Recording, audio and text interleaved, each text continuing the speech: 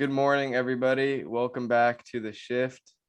I am Michael. You already know Austin's here as well. And today we have an entrepreneur and a creative designer, AMAR Walker. Please introduce yourself, bro.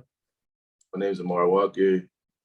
Um, as you said, I'm a designer. I design clothing. My brand is called Sky Threads, and I'm happy to be here. Happy to have you, man. Tell us a Happy little to bit have about you. your brand. When I first started, it was going into my freshman year of college. It, I really just got bored at work, and I started drawing clothes. And I told one of my coworkers, like, "Yo, y'all like these?" And they're like, "Yeah, it's cool." I was like, "I'm about to make it and sell it," and they thought I was joking. So I came back like 2 weeks later with the t-shirts that I drew up. And they said, "Oh, you were for real?" I'm like, "Yeah, bro. You want to buy it or no?" He was like, "Yeah." So they all bought them. Yeah. And yeah, bro. Like my t-shirts, when I first started, the t-shirts would sell out every batch. I was doing like batches of 10, and it would just sell like that. So I just kept going. And now I was just trying to expand it a little bit. But at this point, I'm really just doing it for fun now. I don't really care about the money. I like It's like, that. yeah, like That's where the passion is, bro. Not doing it for the money. That's where the passion is. the crazy thing is you make more money doing it if you don't do it for the money. Facts.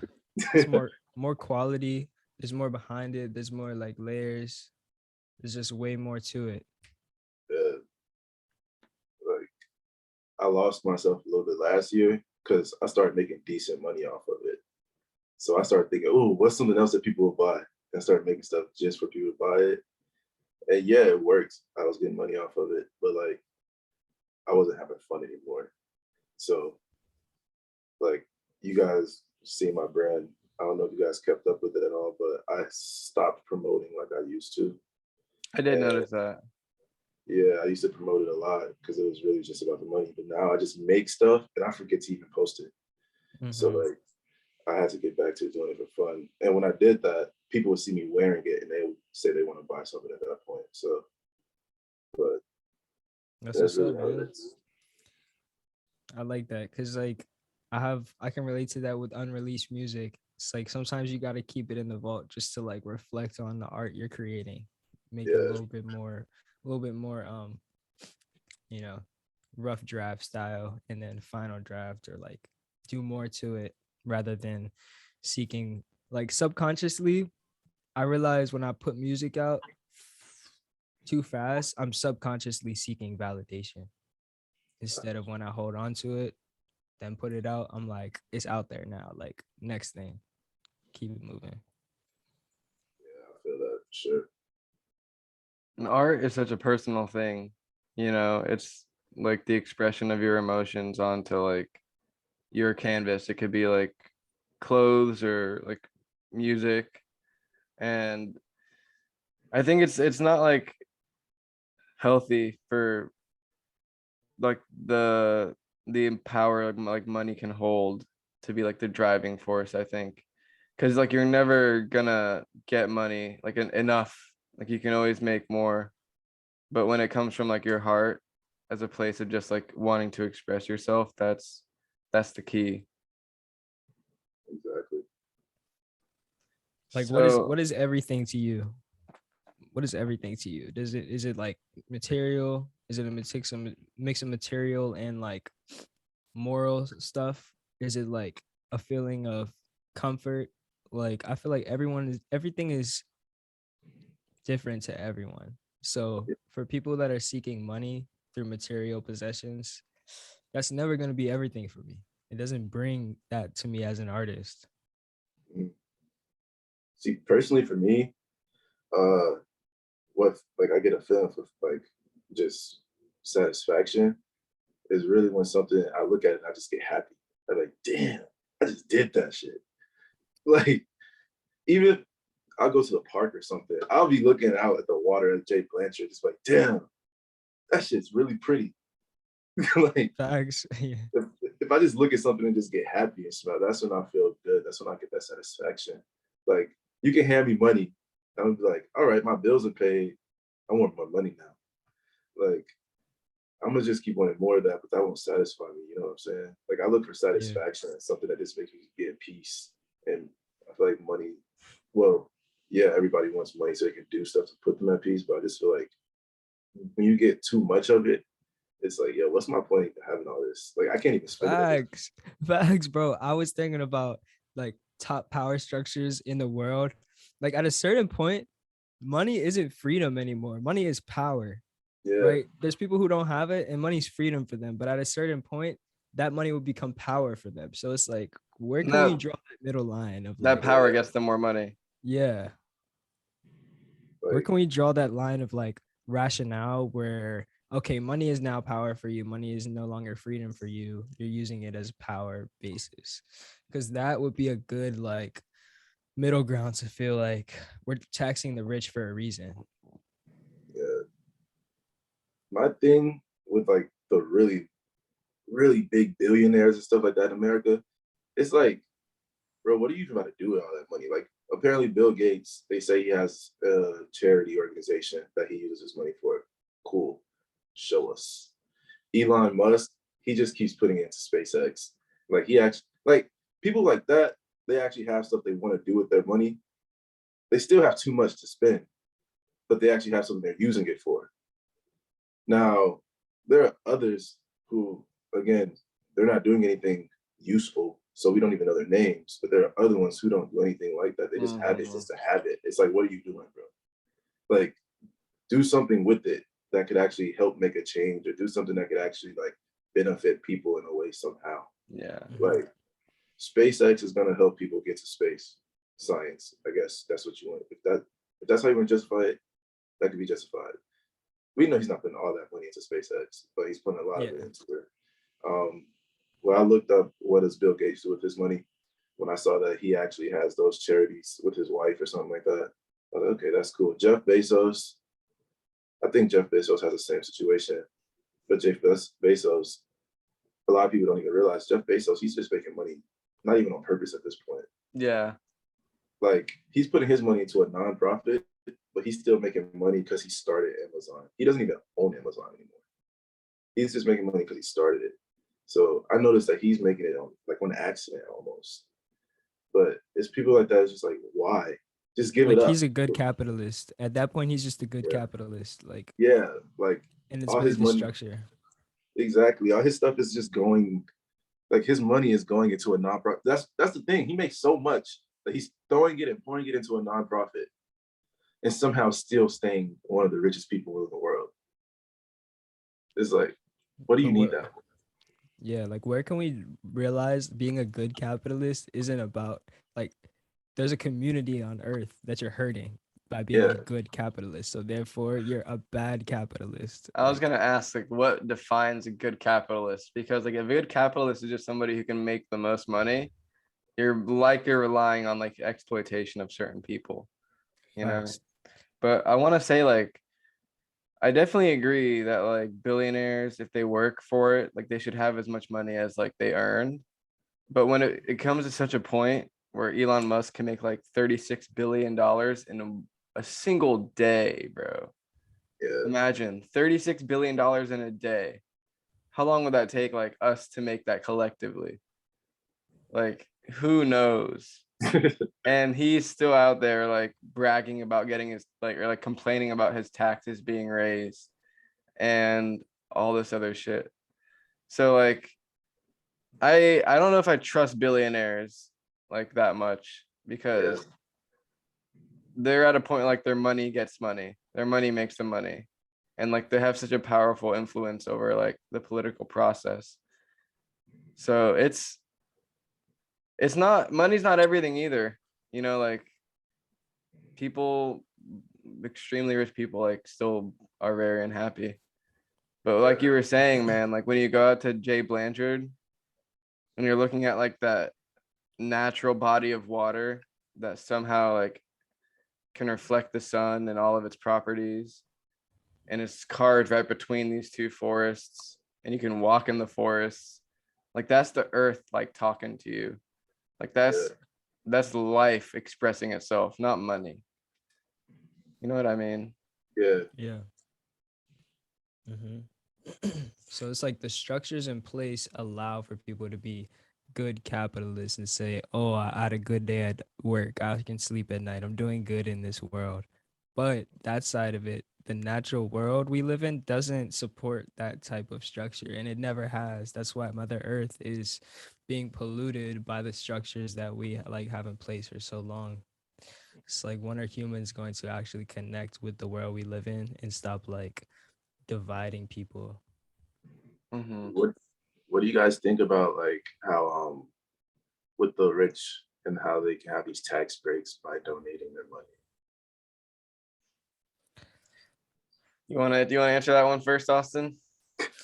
Well, I'm learning a lot about blockchain technology right now. So, what the benefit of decentralized currency brings is that you know exactly where your money is going down to a T, down to like when you pay your taxes, you don't know where that money is going. You can direct your money. So, it's like, why can rich people have the loophole to then not join in with like society and in like helping build up this infrastructure, but they capitalize off of everything that's made change through the taxes that people pay?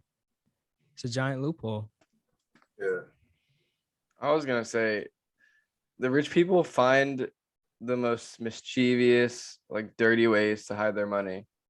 They like get specific islands in the middle of like the ocean, and like papers get released called like the Pentagon Papers and the Panama Papers, and they're just documents of like displaying how rich people moved billions and billions of dollars into areas so the money wouldn't get taxed, and they can like keep it in an offshore account.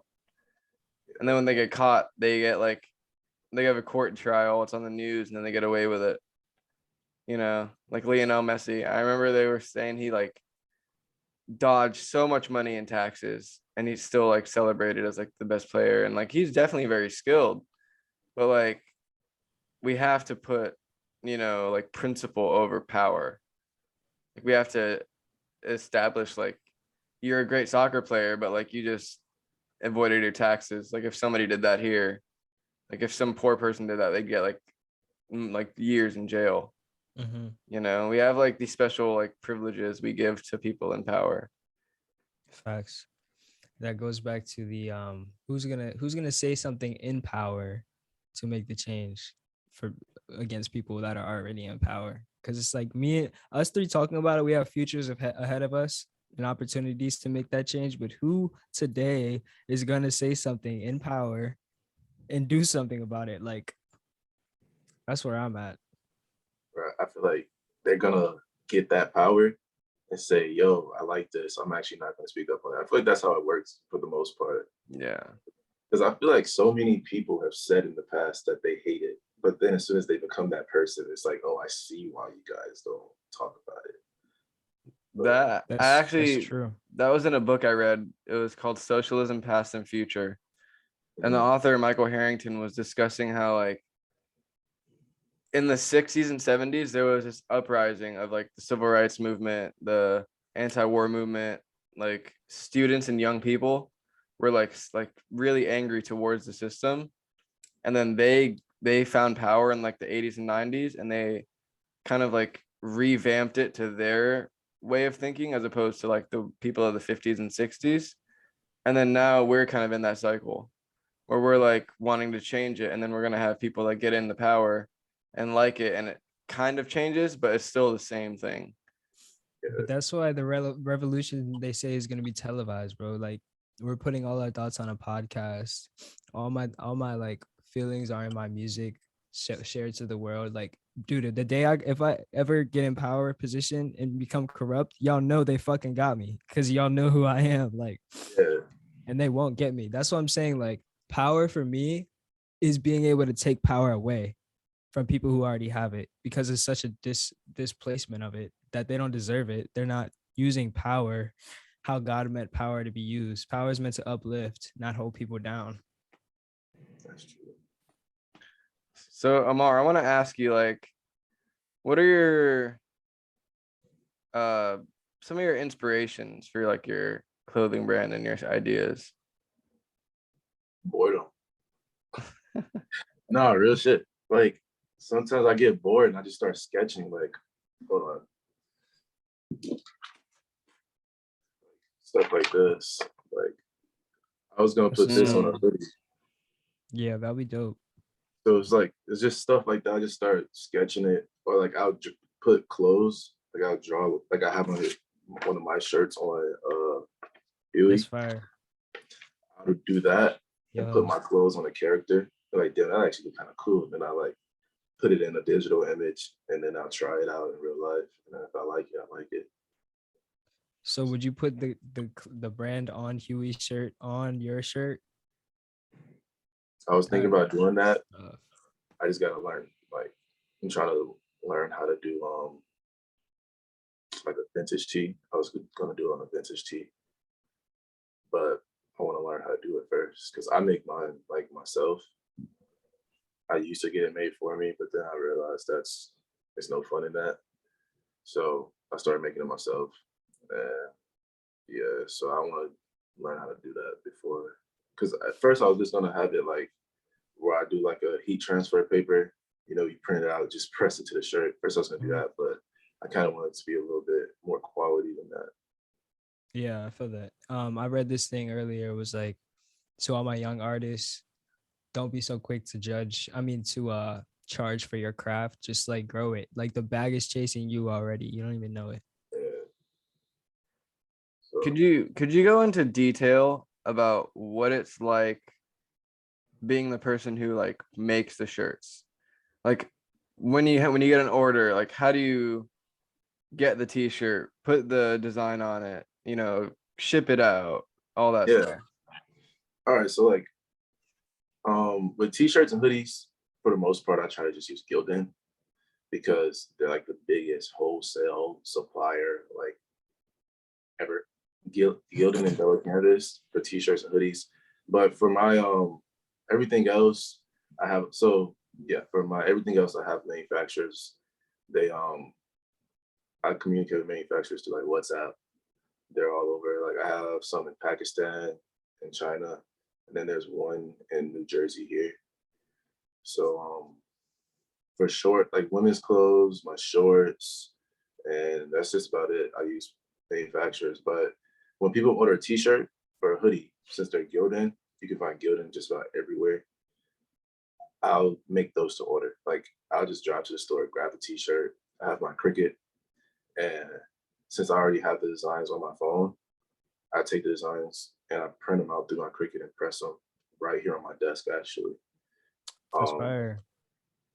but with everything else with women's clothes and shorts, I have to order those in bulk from the manufacturers, and I keep a stock of them. But the thing is, the reason I never put that my clothes are out of stock is because when I get down to one of everything, I restock.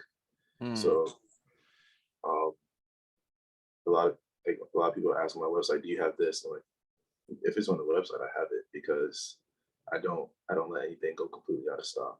Like I'll sell out of pre-orders. Like I think I mentioned this to you once before. Um, I sell out off of pre-orders, but after I sell out the pre-orders, I already have another set coming in. So I just let people do rolling pre-orders. So that's how it is off of women's clothes and shorts. Do I have any more men's clothes that I do manufacturing? No, really just shorts for men's clothes. Oh, and sweatpants. So it's nothing crazy. How it used to be when I first started, I would order the t-shirts in bulk, but I would get them screen printed.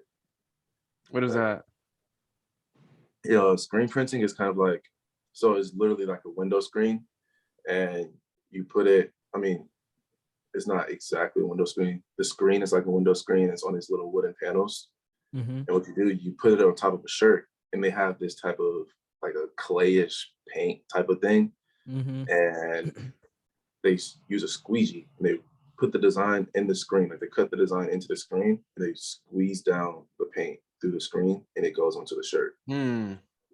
Yeah, so I used to get that done, but that was extremely expensive and the quality just wasn't great. Like at first, my fear in using vinyl was that it wouldn't last long, but with screen printing, it fades. Vinyl doesn't fade. So it'll probably crack or peel if you don't wash it correctly.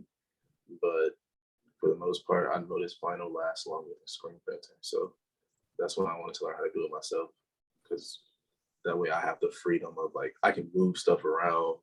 I add people's names sometimes. Like they'll say, "Hey, can I get my name under the cloud?" So I do stuff like that. So it gives me the freedom to do stuff like that when I make it myself. It's fire. And the placement, you're so much more like customizable with the placement. I can even see like that patch is a little Yeah. bit more on the shoulder right there. That jump's Yeah. tough. I like that. Like this was my first hoodie that I made. So this is actually a fuck up. I'm not gonna lie. So what happened? I would wear it, bro. Appreciate it. So what happened? I was like one day just like, yo, I want to make something a little bit simpler, but I wanted to still be some elaborate shit. Because at first I was making t-shirts that had like UFOs going down them, little rocket ships, because it was all like a space theme because it's limitless. That was my Mhm. that's my little slogan, limitless sky. That's what's up. So like the long phrase of it is like a sky is the limit, but this sky is limitless. But Mm. so my whole thing when I first started, I was making a lot of space theme stuff. And I was like, you know what? I can make some skies theme stuff too. So that's when I kind of rebranded and I made just the cloud, my official logo. And then I'll have like sky or just something to do with it with the clouds inside the S or something like that. But yeah, I first was like, I want to do something simpler, but I still want my shit to have like that elaborate look to it, like everything else. So I did this, but on the back, I have limitless across the whole back with a really big cloud and a raindrop. Is it on So that one? yeah, Can we see it? yeah. Is it good? That's Oh, fire. Yeah, that's fire. Yeah. So I was like, I just want to make sure I can keep it like I have something in there that's big, because that's just how I like to do it. Yeah, I'm about Now, to order something, bro. I'm about to tap in after this call. I appreciate it, man. So that's really how it goes. It's not a crazy after you get used to it, but when stuff is selling out in the beginning, it's kind of hard to keep up with. So that's another reason I had to slow down because of school. yeah. But that gives you more like ability to not stress over it, bro. Like it gives you the power back of just to like create, do whatever you want, and then focus less on the money. The money, bro, like especially for me making music, I never think about money. I'm like, dude, the Mm, day I don't like making music, I'm done with it. Like this straight like that. yeah, exactly. Like I said, I have stuff drawn up, like the Huey thing. I have stuff like that just drawn up. I have it in my phone. I have a bunch that I had drawn up since the summer, and I just never felt like releasing it. So like I I could give you guys a little sneak if you want. Yeah, of course. Look, nah, we don't want that today. I got to see if I have it on this phone because the phone that I'm on Zoom with right now, that's the one that I use to draw, isn't it? Because it's bigger. This is a mini, so I can't really draw with this. Yeah, Yeah. facts. So I'm using the XR for Zoom. Wait, what phone is that? The mini one? Yeah, the 12 mini. There's like a mini iPhone. Yeah, Is there a home button? I think this is the 12 mini too. uh, yeah, I got the 12 mini. Yeah. Dude, I have the 6S. I'm so behind. I can't download anything. I'm completely out of storage. I'm on like iOS 12. I So gotta get a new you're really phone. not missing anything. I'm about to leave Apple gang, bro. I'm about to Why? leave Apple gang. I'm about to become a Galaxy boy. This shit, bro. Like I just realized I'm on an iPhone 12, right? I'm literally putting my finger right here and it can't zoom in like and focus on my Oh fingertip. yeah, you're That shit like and then my brother has an Android, so this has been an ongoing like debate, an internal debate, Android versus Apple for me. This hits deep. And bro, like I might be a Galaxy boy next new phone. Honestly, though, there's a lot of Galaxy discrimination that goes on. Oh yeah, It's it's really it's just like terrible. It's actually like I'm actually shocked. Like people will say like I'm never gonna like girls say like I'm never gonna date a guy who has a Galaxy. I'm just like what? it's so weird. I know. dude, I like that openness though, because then I can stay away from a girl that actually thinks like that. Yeah, that's true. And that hits like on closet racism and shit. I'd rather someone be like, "Hey, I'm racist. Like, I actually hate black people," than be like their whole life like, "Nah, we don't think your hair should look like that in the workplace." Like, bro, just say you don't like Yeah, ethnic. Like, come yeah. on. So All yeah, right. that's I like openness and transparency, bro. It moves the world. Like, it moves conversations. It keeps like things moving progressively, positively, like constructively. Mm. Transparency. I think I only have it on this phone, and I don't want it to cancel the Zoom, so I'm gonna keep scrolling to see if I find it in this one. But there's like a comic strip because somebody wanted me to make clothes for his comic store, and so Oh, I made his comic stores like work clothes, like their work T-shirts. And he said he Mm. also wanted me to make some Sky Thread stuff for his store. So I made the comic logo, but I told him I'm not going to give him those at the same time because I want him to, get more into his, like selling his stuff. And once he starts selling his stuff, see if it's worth it for him to sell mine in there too, like see if people are actually buying it. So that's I what's did up. That all, sounds fun. Like a good project. it was, I made like 4 logos for it just to make sure that they were like comic-y enough, I guess to say. Like, Yeah, the style has to hit. The style has to hit if it's like comics. this was for his store. I don't know if you guys can see that. If it's focused. Oh, there it There we is. go. Yeah. I like Yeah, that. I made that for his store. Um, he told me all he did was tell me the name and the colors they wanted. I was like, okay, bet I can do It's that. like Oh, Kruger found it. Kruger Comics. Yeah, it's just his last name. And then Oh, Yeah. that's sick.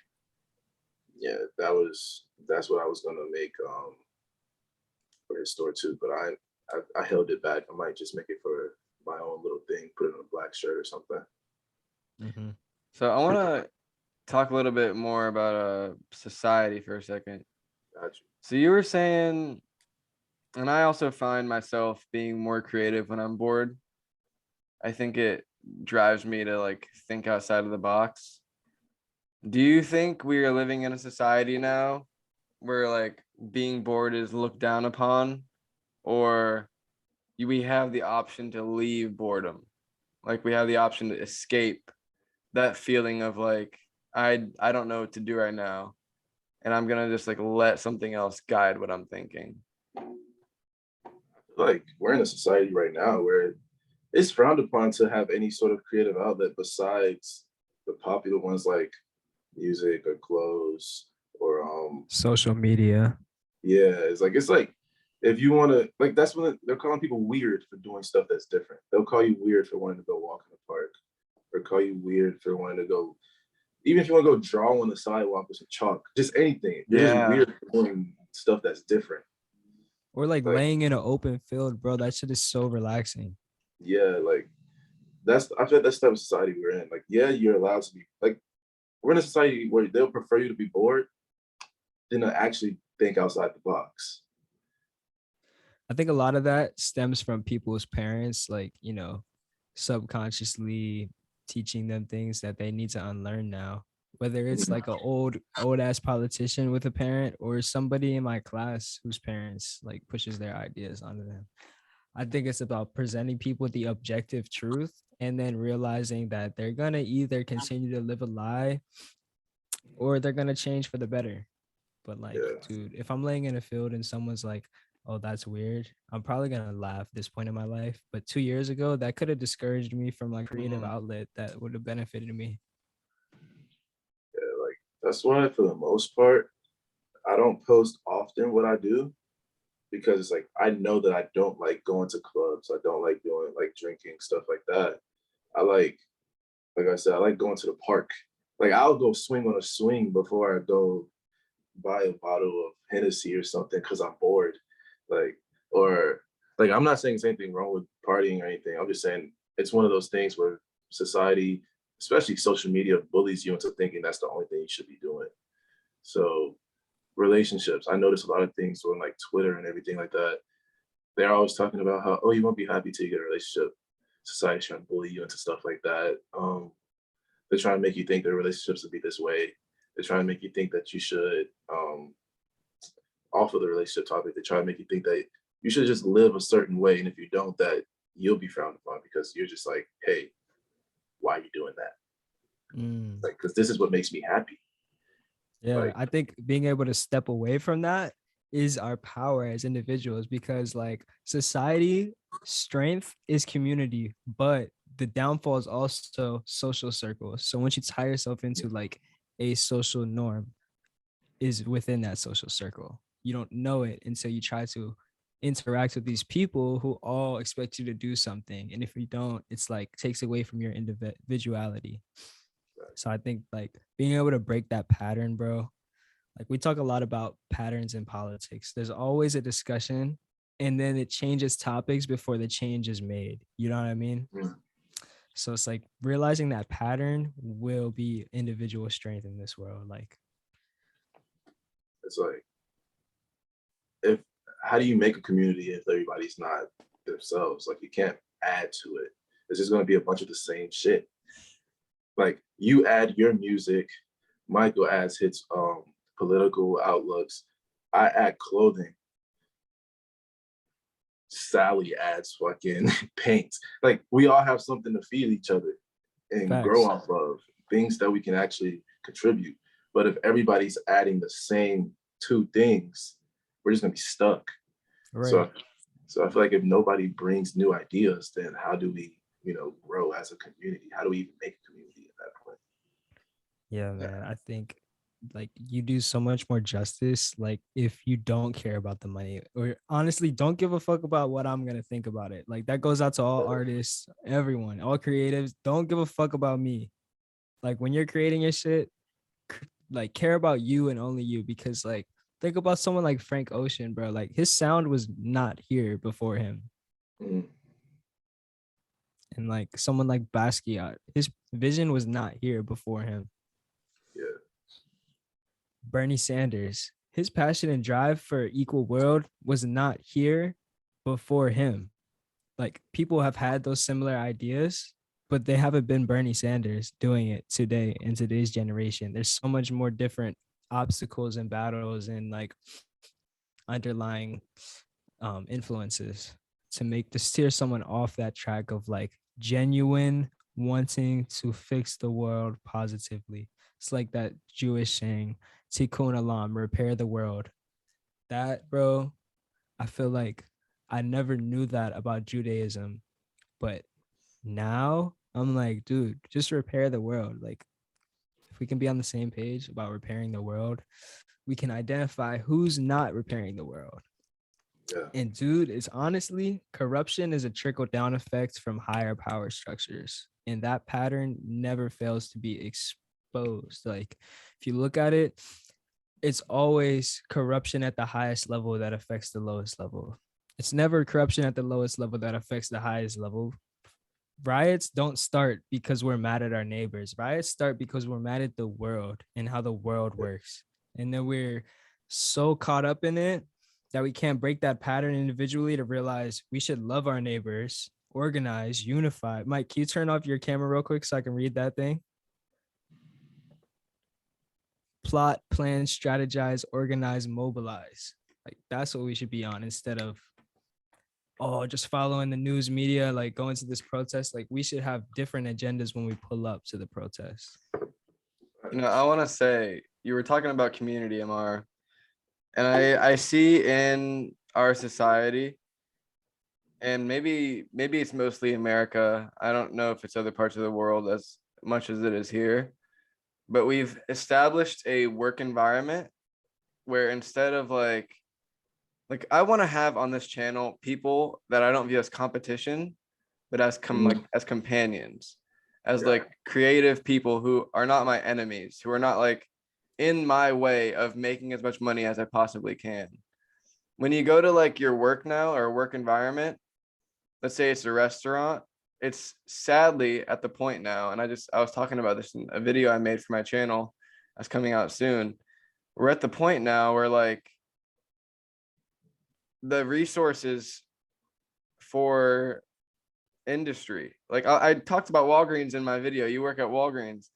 I was like, why the hell are we investing thousands of dollars into screens on these glass panels when you can just clearly see the item you want to get? Why don't we put those investments into workers so they can get paid more and have a stronger desire to actually go to work and work together with their like other workers? Yeah. Now it's the point where like this person gets more than me. Subconsciously, this person's in my way, and I need to make sure that I can make more money than them. And I feel like that is something that starts slowly dividing the community and makes people more individualistic. And you're kind of like robbed of, I've seen a lot of people be robbed of their creative energy because they haven't found it like profitable to express that energy. And like now profit has like seethed its way into the friendships, it's seethed its way into community relations. And when like you go out to a party now, there are people that like don't want to talk to you unless you look like you can make them money or look like you can increase their social status. It's no longer like you're a genuine human being and I want to like interact with you. It's, are you gonna do something for myself, you know? But I want to like have conversations like this because it like shows that being creative isn't a bad thing. It shows that having community isn't a bad thing. It's actually extremely valuable and it feels good, you know, like having these conversations, like it feels natural. You know what I mean? Yeah. Mm-hmm. Yeah, competition is the root of evil, man. One thing I'll say, But it's one of the reasons, also, what's up? I was just gonna say, it can also be channeled to like lift people up. Competition doesn't have to be putting people down. Like, Yeah. Yeah, there's healthy competition for sure. Like, but one thing I'd say about Walgreens, one thing I liked about them, they actually, so like you said, give pay raises and stuff. They actually been doing that. So they listen. That's one thing I like about them. Like I don't know if you've ever seen me post on Snap or anything about how they let me be super flexible because of school. Literally, they let me. I was gonna quit, but then one of the managers was like, you can actually just like you can stay on our payroll. We just call you if we need help for the week or something like that. You can come in. If you can't, it's okay, but we can see if you can. That's awesome. Yeah, so that's one thing I actually do like about Walgreens. They actually care about the customers. But what you were saying about the pay thing, that's one thing I don't like about Walgreens. They try to make sure they don't have that, like the imbalance. So all of the customer service assistants or associates, whether they work there for 10 years or 10 days, are paid the same, just about. They get the same raise, they get the same benefits unless they work less than 30 hours a week. But other than that, they get the same pay and raise. That's one thing a lot of people don't like about it. There's like not a lot of room for growth financially. And that, like you said, a lot of people don't, and like a lot of people don't want to engage with anything that's not going to make them better profitably. And I noticed that because Walgreens does have a big turnaround because of it. So I asked one of the managers last week, actually, why are people quitting all the stores? Because there's a really big shortage in workers there. Why are people quitting so much? He's like, well, you make the same amount of money as the lady who was here for 10 years and you've been here since May. I was like, okay, I see that. So again, it's a good and bad thing to have that equality in the workplace. But again, like you said, in the community though, once you let go of the fact that it's about the money, you start actually bringing substance instead of like, how do I put it? You'll bring substance instead of just your presence. Like your presence is cool, but if you're not adding to it because it's not giving you anything back in return or giving you as much back in return as you want, you're not going to actually make it better in a sense. So like, for example, again, on a Walgreens example, one of my cashiers, she sucks. Great lady. And this is the thing. I know she has a lot to offer because we've had conversations. So again, like it's a community where you actually, instead of compete, you commute with the person. So we've actually had conversations, but she feels that she doesn't get paid enough. So she actually doesn't do much. Like she's supposed to watch out the front of the store, basically. She doesn't do any of it, but she feels because she feels she doesn't get paid enough. Mm. So I understand with the profitability thing. Yeah, facts. Like she can definitely add so much to the area, to the store. Because when you talk to her, it's like, man, just keep telling me stories. Because she's not even from here. She's from Dutch. Like she's Dutch, and so it's like she has a little accent and everything. So I would ask her questions, and she just starts pouring stuff out. Yeah, I've been to these type of riots. There's this going on here. I've done this. I've done that. And it's like, wow, you actually have so much to offer, but you hate being here so bad because of money, and that's sad. So yeah, man, I Yeah, understand man. what you mean. I think there's new avenues to make money. Can y'all hear me? Yeah. All right, my connection is kind of slow, but Yeah, you are looking um, a little Minecrafty. yeah, I might hop off soon. I have to get to this basketball game at 12, but like I want y'all to continue speaking. I just wanted to leave with one thing, like to that competition, I've channeled it to where like it's me versus myself. So I'm not projecting like my own feelings of not being enough to somebody else and then like, oh, you're Yeah. getting paid more. Like, now that's why I've like retreated from those dynamics so that I can figure it out and not feel like I'm affecting someone else's life negatively. Cause like I don't have control over the 9 to 5. Like I don't have control over someone's daily like routine getting to work and being stressed out. So I have no say in like coming to work and bringing someone down based off things me and my employee can't control.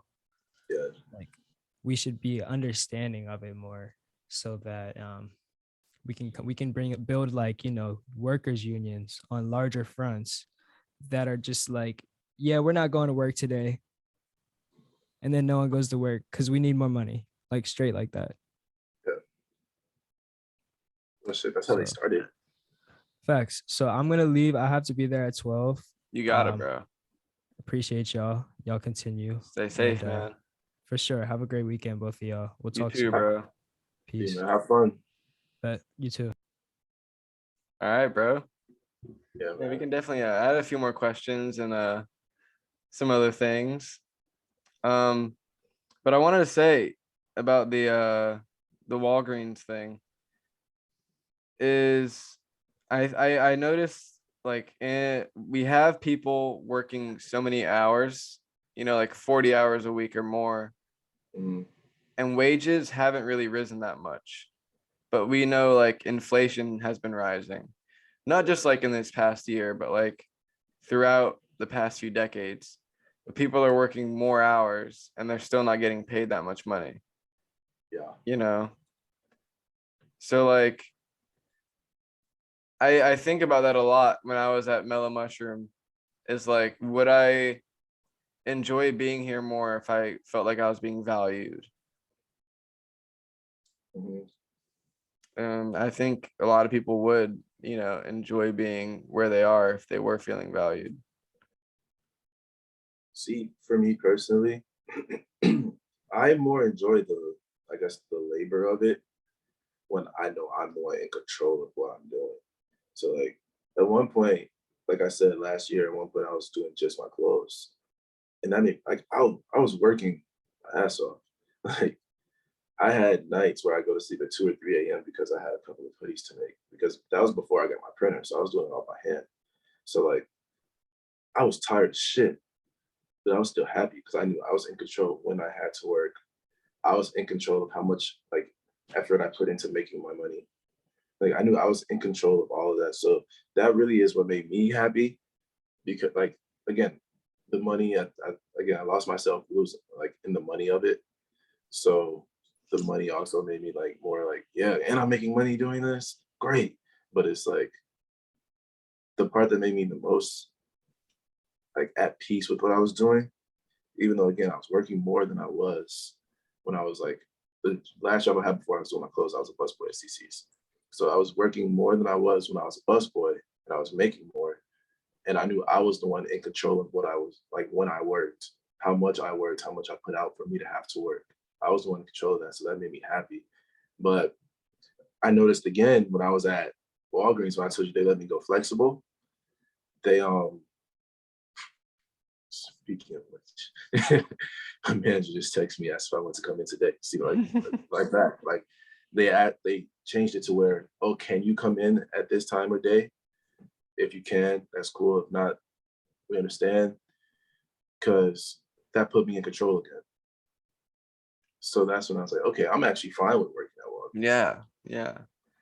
Because I just wanted to be somewhat in control.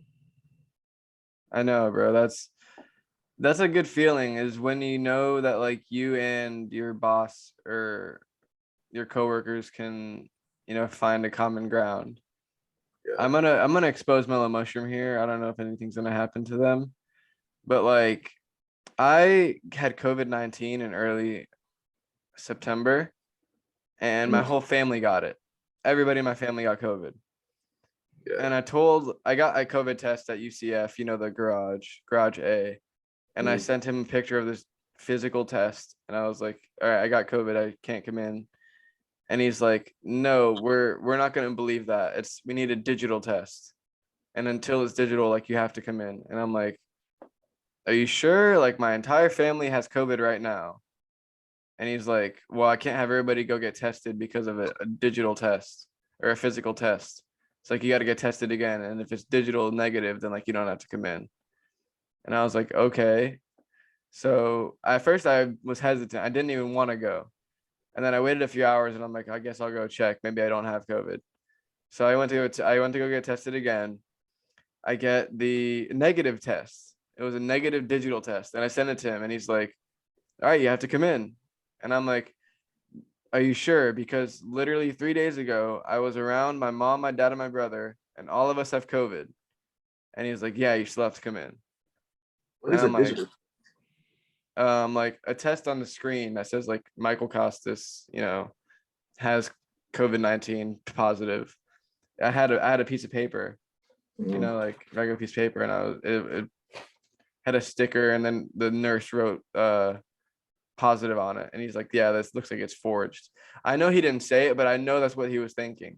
Yeah. I went back into work and they were like talking to me like I made a joke, like I pranked him. I was like, what the hell?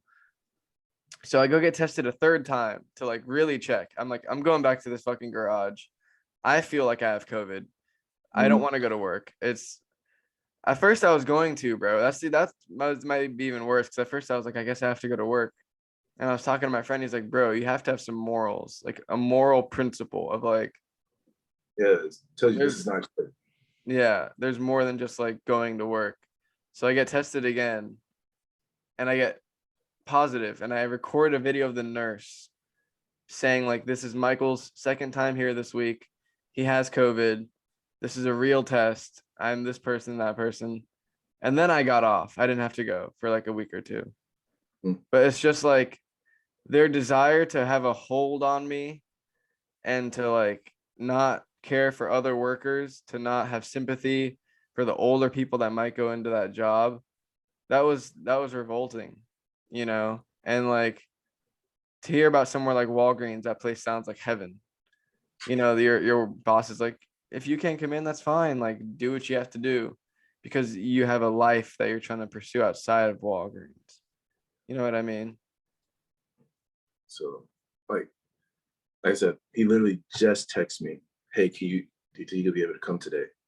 And it's just like, I don't know, because I just got to make sure what time he wants me.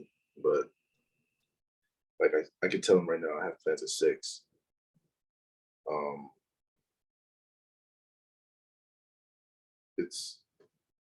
It just feels good knowing that they actually care enough about your out of work life that they let you do something like that. Now, this is backtracking to when you mentioned the competition and stuff in the community and everybody's like against each other. One thing I did notice about some of the workers though, they were kind of like, they would hate when I talked about stuff I wanted to do. Yeah. Like I talked about how I wanted to start doing pop-up shops. Like you seen, I was doing the Market Wednesday at UCF. I talked about how I wanted to do stuff like that more often. They would like, ignore, like they wouldn't respond. You could tell they Yeah. had like a negative, like a negative thought to it. Only two of my coworkers were like, "Oh shit, that's good. Tell me how it goes." Like, and they actually sound excited for me. But the rest of them, they're just like, "Cool, okay." Like they just don't care. It's just like, I mean, I guess I'm not going to tell you about it anymore. But it's kind of weird. Like I'm talking about how I want my future to be. And you seem angry. Dude, I can relate to you so hard for two reasons. Two examples I'll give. One of the first times I was trying to like talk to my coworkers about like my YouTube channel. Yeah. I was just trying to express like I want to do more than Mellow Mushroom. I want to like be out. I want to, find a high paying job. Not high paying, but like a job where I can, that is like well paying, but also like is impactful to the community. But like nobody really cared. It was just like, we don't care. Like we're here at Mellow Mushroom. Don't talk about it right now. We're not here for your goals. And then there was another time I was talking to my manager and I told him I got into student government senate and I'm gonna have to leave Mellow Mushroom. Yeah. I'm in student government at UCF, and he says, "So what do you guys do in student government? Like you guys suck each other's dicks?" That's my manager He's talking. angry. He was That's angry. my manager talking. Yeah. Sounds like he's angry. I think he was. He didn't want me to leave.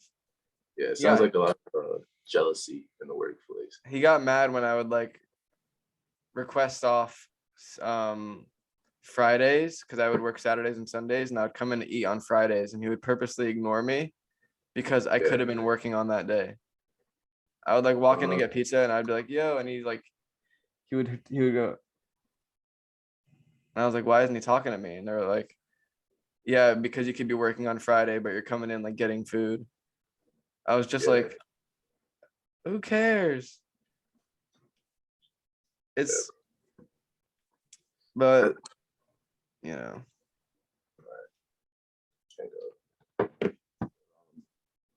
Honestly, I feel like it all just stems in the fact that smaller minded people, and it almost sounds like an insult, but I mean, it's not, it's just who you are.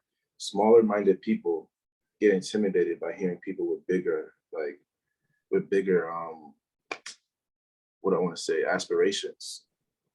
Like someone who says, I want to be a manager here at Mellow Mushroom for till I retire because they have good benefits and it's a secure job, get intimidated and dislike the conversation with someone who's like, I want to go and take risks and actually shoot for the stars for something bigger and better than this place that we're in right now.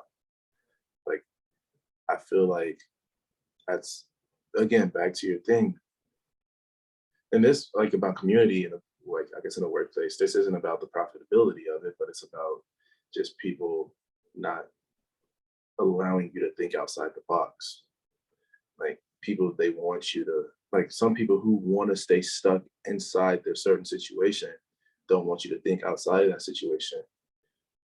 And I'm not going to say that that's a society thing because, I mean, it is, but I don't want to blame that on society because society does encourage some people in the sense of labor and work. Mhm. They do encourage people to go beyond working a 9 to 5. So much in the part that I'm starting to feel bad for people with a 9 to 5 because like society really bags on them. Yeah. But it's really I feel like that's back to a sense of community and people just being scared of others who think outside the box. Like I feel like that's what's happening. Yeah. The people who I say at my job, literally my job is all shift leads, and then it's like me and one other person that's not a shift lead. Mhm. So that's because we need workers. But what you call it?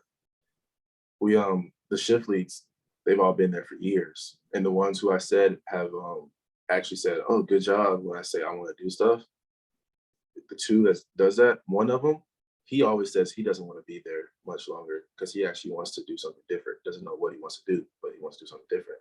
So he finds out he's going to stay there. So when I talk about growth and everything, he's like, "Damn, that's good. Let me see." Or how does that go? And he like asks details, like he cares. The other one who cares, he just doesn't care. He's just there. Like he likes his job because it pays him decent and like enough for a living wage for his situation that he's comfortable with. And he's not like, oh, I'm stuck here forever. He's like, I'm doing this till I find something better, Yeah. because he doesn't care that much. For the other ones, those are the ones who's like, I want to be here. Like, Yeah. this is my last stop. They have good benefits. Like, they're like that. So that's why I say the people with the bigger outlook and things they could do in life, those are the ones who actually seem like they support another person with that same vision, versus the ones who actually say, I'm just going to be here. Those are the ones who are against supporting it. They're like, oh, well, that's cool. I don't really care, because they just don't have that vision. They don't want to have that vision. So when you put it out there, they feel like you're talking down on them, probably. So I have two more questions for you. Yeah. The first one, it does relate to vision, because on this channel, Austin and I want to have people with vision, Yeah. Somebody who does think differently than other people and Mhm. expresses themselves in a different way. And that's why I appreciate your brand. I appreciate who you are as a person. I wanted to have you on. But I also want to know, where do you see yourself, let's say, in like 5 to 10 years? What vision do you have? For myself, that's a really good question. That's a problem with that's one of my problems I'm facing today, actually. Like, I have so many different roads that I'm trying to make sure are available for after school and stuff like that. Like, at first I was saying I want to open up a store for my clothes, but I want it to be more than just a clothing store with just my clothes. I want it to be like Sky Thread still, but I want to sell more than just my brand. Like, I want to sell my brand plus like fitness clothes, kind of, or like streetwear, like selling new Jordans, the stuff like that. Like, I wanted that type of store. That's what I saw myself at first. And then again, this is all still stuff that's on the table. I was thinking, I'm learning how to invest. So trying to be an investor, do something like that. Like, I've seen so many successful investors that their stories are all like, yeah, obviously we lost at first because we didn't know what we were doing. So those stories like push you to want to keep going past when you lose $1,000, you lose 2,000. Because like, there's some on Twitter and stuff. They're like, oh yeah, they'll post their like daily gains and stuff. It's like 500K plus. But the thing that they're saying is, hey, don't give up. You can make this a lifestyle, because like we started. One guy, he said he started with 8,000, literally plummeted that 8,000 to like $60. Mm. And then he started over with another like 5,000, and now he's like a millionaire. And again, in this situation, the only reason I'm saying it's about the money is because that money is like, getting the money that way is the way for me to be in control again. Of like, I can trade in the morning from 9 to 11. Like, I learned that those are like the best times to trade, 9 a.m. to like 11 a.m. That's the best time to trade. And then I can have the rest of my day. I only use 2 hours out of my day to do that. Maybe another hour or two for research to know what I'm investing in. And then now I can go to the park. I can go to a zoo. I can do stuff like that. Like, it'll give me freedom to do it this way. That's why I was saying I either own my own store, invest, or if I have to, I fall back on my degree. Again, my degree is not going to give me that freedom though. Mm. Almost nothing that you go to school for is giving you freedom. You're going to school to learn how to be controlled and learn how to do stuff for other people, like for another business, and not yourself. You're going like, if you're going to school for finance, the only thing I would say for finance that you're going to school for that could be used for yourself, you learn investing skills. But if you're going to school for accounting, that's where you can learn how to be an accountant for other people. Yes, you can use it for yourself if you have your own business, but they're not teaching you how to run your own business. They're teaching you how to be someone else's accountant. Again, finance, they're teaching you how to be somebody else's financial advisor. This is all just the people say they go to school for business so they can be a business person and not have to go to work, but that's what business school teaches you, how to go to work. That's I'm true. not, That's very true. yeah, like, I don't know much about the political studies and everything, but I know from my experience, business schools, they don't teach you how to run your own business. Like there's an entrepreneurship major now. I have a very strong feeling that they're teaching you more how to be a manager of a store than how to be an entrepreneur. Because Yeah. that's something you can't teach. You cannot teach vision. You need vision to be an entrepreneur. But you can't teach vision. It's like it's something you have or you don't, or you develop after seeing other stuff. You get some sort of inspiration. But you can't teach inspiration. You can't teach vision. You can't teach work ethic. Like this is stuff that you have to have. And then again, when you have these, those are things that you can set up an avenue for you to control your lifestyle and control where you're at. So in 10 years, I see myself, because again, I'll still only be like 31. Well, by then, I want myself to be in a situation where I am in control, because I don't want to wait till I'm 60 to retire. I don't want to wait till I'm 50 to retire. I want to be retired by at least the time, or by no later than I'm 35 or 40. Same here. Because like when I'm 50, I'm gonna be in pain. Like my dad's 50, he never played sports, and he has every type of issue with all his joints. And it's like I want to be able to still be able to go for a run in Barbados or something. Like I want to go for a run somewhere else. Like if I'm going on vacations, I want to be able to completely enjoy it pain free. So I don't want to retire when my body is deteriorating. I want to retire while I'm still, or not retire, but have freedom while I'm still able to enjoy that freedom. That hurts me a lot, man, when I see people that have worked tirelessly their entire lives until they're 50 or 60 and they can finally retire. And by the time they finally are meant to enjoy the fruits of their labor, their bodies have just given up. Their bodies are just like, we're tired, we're aged. And it's just like that makes me consider, where I am and how old do I want to be when I enjoy my life. When do I want to start enjoying my life? Do I want to start traveling when I'm retired at 55? Or do I want to travel throughout my life and experience the world? I value that a lot. That's what I'm saying. Yeah. So like Austin said earlier, sometimes it shouldn't be all about the money, but a lot of times when it is about the money, it's because you want freedom. But when it gets past that point, you just gotta be careful, like to make sure you still just keep the money for freedom and not power. Like that's my biggest goal. I want the money for, like I want to do these things that produce enough money for you to live comfortably. Me That's too. my best way. That's my best way of putting it. I want to be comfortable. Like I want to take that trip and not have to worry about what's in my bank account after the trip, Yeah. But I don't want it to be a situation where I can just have anything I want at my fingertips. Like there's no fun in that. It's like if I'm investing, I want it to be like, okay, I got to make these type of investments, something that's going to push me. I got to make this many investments and this much return for me to be able to do this. Like, or if I have my own store, okay, I got to put out this much marketing so I can get this much return and like get this many orders and purchases for me to be able to take this trip. Like, I want to still have stuff where I have to actually work for it, but I don't want it to be where I have to work for it and regret that I spent it after working for it. Yeah. Speaking of investments, thank you for educating me on NFTs a while ago. Because I had no idea what those were. I mean, they're definitely. I don't think it's a good investment, but yeah, I have around $1,000 in Ethereum. That's it. Then you can buy some NFTs.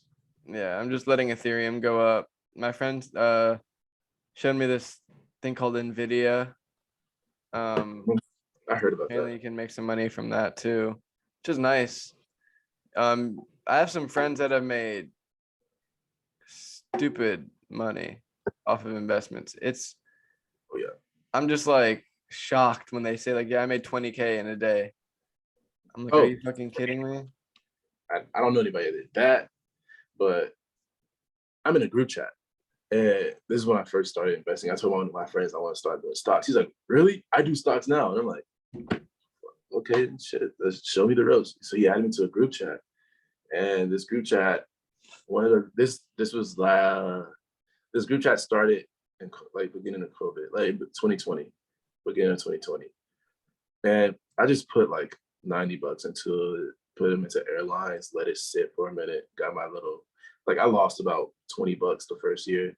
So I started over in 2021 in 95. And that group chat, they were teaching me stuff. And one of the guys in the group chat, he started with 6,000. By the beginning of 2021, the man was at 52K. And I was like, damn, you just made somebody's salary in a year. Yeah. Yeah, like you made somebody's salary and off of $6,000. You turned 6,000 to 52,000. You just made $46,000 over the course of a year without it counting your work. And so it like, what you call it? That's something I really want to do. So I want to do that often because he still works. That's another thing. He still had a job. Like, you know how I said I want to be to a point where you invest and then like where I can have what I want comfortably, but still I'd be like, okay, I need this many investments so that I could make it to this goal. That's what he made that money for, a wedding. He saved that money up for his wedding. And he still works for his everyday expenses. Yeah. So, and crazy thing is, he's actually getting married today. Hell yeah. Yeah, right before we got on this Zoom meeting, I saw his Snapchat story. Their wedding's today. Good for him, bro. Yeah, that's amazing. So it's stuff like that where I was like, he didn't have to work. He made 46K in a year. Like that's a salary. That's pretty insane. I find the stock market so confusing sometimes though, because it's like a foreign language, you know. It requires a lot of focus, but if you can channel your focus in the right direction, you can make insane amounts of money. Yeah. You know.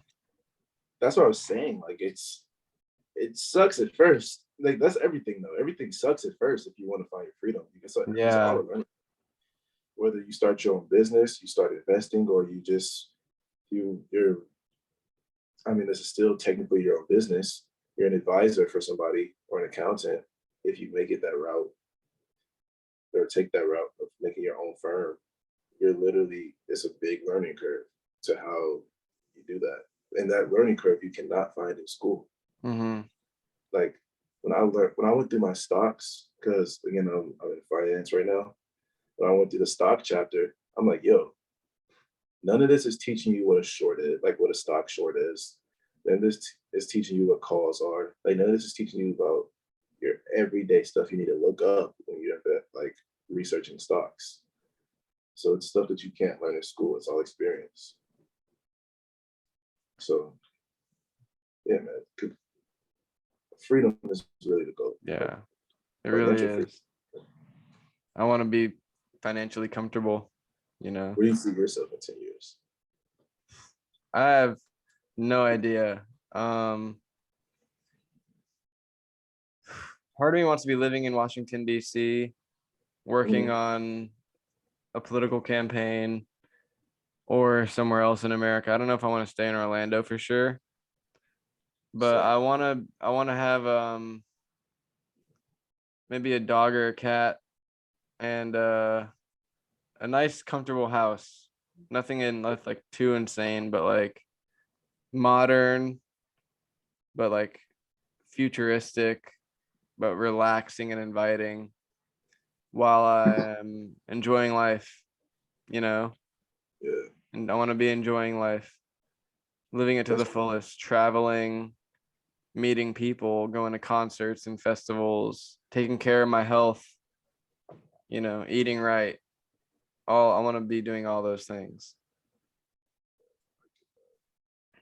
I don't know where I'm going to be though. I never thought I'd be at UCF, you know, on a Zoom call with you, having a YouTube channel. I didn't think I would be here. Yeah. Everything's step by step at this point. That's what I noticed. Yeah. So the last question I have for you is a little bit of a fun question. Mm. And then after you answer it, you can like tell everybody where they can find you, what your Instagram is. I'll link your website in the description for Sky Clothing. But if you could live anywhere in the world right now, where would you want to live and why? Honestly, I have no clue, but because I used to say Paris. I used to say Paris because French is such a pretty language. It is, man. And like they have so much stuff, the Louvre, um, Eiffel Tower, like so much stuff that's really famous. But Yeah. then when I think about it, so does Florida, so Hmm. does Illinois, so does Seattle, like the Needle, so does all these places, but that doesn't make them perfect. Yeah. So it's like I actually don't know anymore. Like, You don't know where you'd want to I'm, live? nah, man. That's what I'm saying. Like, Mm. I used to always say Paris, but then when I put it into perspective, like all these places show you their best things that they have, Yeah. but it's the worst things that make the living situation. Yeah. So I just don't know. So after college, I was going to find a different state. Like I've lived in Illinois and Florida, so I was going to probably try to go to like wherever, just another state that I could find like good living situations. Yeah. But I wanted somewhere different. Me too. I don't know. I love Florida. I don't know how long I could stay here though. Yeah. But tell the people where they can find you and what prospects you have for 2022 and all that good stuff. You can find me. My Instagram is Sky Threads. So Sky with two Y's, Threads. Um, 2022, I actually have like I showed earlier in the call, I have stuff drawn up, ready to Nice. go. I'm just waiting for the right times to release them. Really, whenever I feel good about releasing them. If I am going to release them, that's why you should follow just to see if I do. Um, I know I have track suits and stuff on the way, uh, Nice. or sweatsuits and everything on the way as well. Nice. But besides that, everything is just day by day when it comes to creating. So can't really predict it that much. Yeah. So yeah, um, that's my Instagram. My website, skythreads.us. All right. Yeah. Well, I'll put all that in the description. Amar, thank you for being here, man. It's a pleasure talking to you. And I really enjoyed you discussing your time at Walgreens, talking about, competition and what really is a driving force for creativity. How you can express yourself in a way that increases community. I really like that conversation. So thank you so much for being here, man. Thanks for And having me. I hope you have an amazing Christmas. You too, bro. We're almost there. Yeah. All right, man. Well, thank you so much again, and I'll see you soon. Thanks, man. Have a good one. Take care, bro.